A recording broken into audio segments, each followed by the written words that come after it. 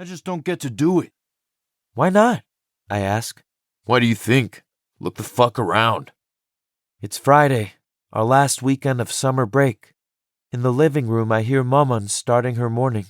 First folding up her bed, which isn't actually a bed, just a couple of sheets and a pillow on the floor and the thick fuzzy blanket she brought with her from Esfahan. Then storing it all in the closet. She is setting the kettle on the stove for chai when Baba gets home. Baba calls for me and my brothers, his voice booming through our bedroom walls. I find Baba emptying out his pockets onto the floor. Dozens of $20 bills. More money than I've ever seen Baba have. His face is proud after a rare good night at the casino. We're going to celebrate, he promises. He walks over to the sofa, where we're not allowed to make a sound while he sleeps, slowly peeling off his crinkled button-up shirt and gray dress pants. Maman stays seated at the dining table, eating her breakfast, the same one she has every morning.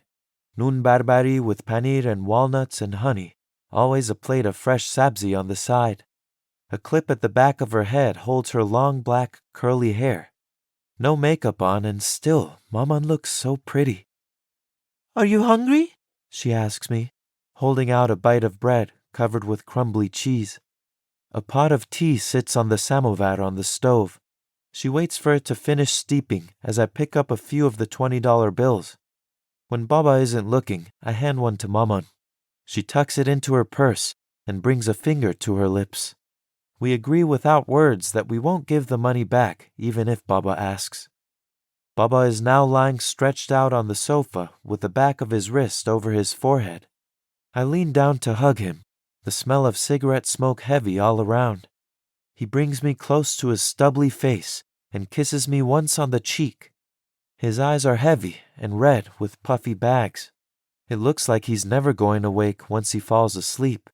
I make sure to be quiet as I go to tell my brothers about all the money. Instead of pausing the video game while I was gone, Sean kept on playing. You snooze, you lose, he says. He wasn't snoozing, you idiot, Justin says, still in bed. He was with Baba. What did he want? He asks me. Baba hit the freaking jackpot, I say. Yeah? Sean says. How much you want to bet by tomorrow morning the money's gone? I tell Sean he's wrong, and so does Justin, pulling a crumpled bill from his Nowruz stash, which he keeps tucked underneath his mattress. He dangles it down at us. $5 says Baba keeps winning, he bets Sean, who stands up from his bed. Deal. But don't go crying to him when I take your dough. Sean spits into his palm, and my brothers shake on it. I climb up into my bed to hide the money I kept for myself from Baba's jackpot. Johnny will be so impressed when I show him. Baba marches into our room, clapping his hands. His shoulders are loose, and his cheeks shiny from a fresh shave, the tiny bit of hair left on the top of his head combed to the side. He's wearing his gray slacks and a clean dress shirt, tucked deep into his waist. Tavallod, tavallod, tavallodet mubarak, Baba chants, shutting off our game and swaying his body, dancing how he does at Mehmuni's after the shirini has been served, the music turned up high. A Persian happy birthday, just for me. It's a week after my actual birthday, but Baba announces we're going to celebrate today, just as he promised. Together, he says, like families are meant to. I race down from my bunk, careful to skip the missing third step of the ladder. After seeing the "fuck you" Justin had carved into its wood, Baba hammered off the step. He didn't bother asking which one of us it was, then had the three of us line up together, facing our bunk, a shoe in his hand, and Justin didn't say a single word, just stood there taking it. I was crying the hardest, even though Sean got it the worst. As the oldest, Baba said, he's supposed to know better. Even though he's the oldest, Sean is the shortest, shorter than Justin, even shorter than me.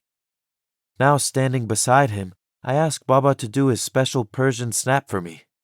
Injuri, he shows me, bringing his thick and worn hands together. I watch and try to learn how he does it, the tip of his middle finger sliding against his index, where snaps like tiny firecrackers echo through our bedroom as he whistles. And now with Baba...